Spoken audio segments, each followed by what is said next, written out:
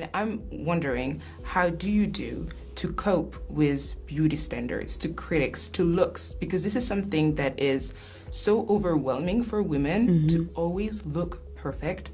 How do you deal with that? My goodness. Yeah. I'm not gonna... It's okay. It's okay. It's just...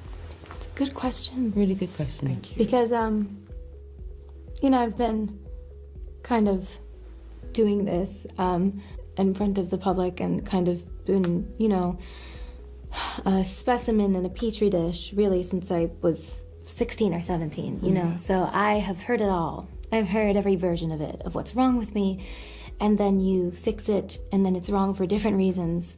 I have to admit that as a human woman with a body myself, I can deeply sympathize with this sentiment. You're damned if you do and damned if you don't. With that being said, however, I think it's also fair to distinguish between superficial idiots being sexist bullies and those who are legitimately in fear for her life, now drawing comparisons to people like Karen Carpenter. Since the beginning of time, essentially, women have been told some variation of they're too fat, too skinny, too old, too young, too white, not white enough, not curvy enough, too plastic when they do things to become more curvy, too short, too tall, so forth and so on. I think in modern times, Kylie Jenner embodies the plight of toxic beauty imperatives being foisted upon women at a young age, and then those very same women being mocked or scorned after doing all they can to adhere to those standards in a desperate attempt to stop comments critical of their pre-op bodies. I, for was one of those people who were scornful of people who had tons of plastic surgery, especially women with fake lips and fake boobs and all these face fillers. However,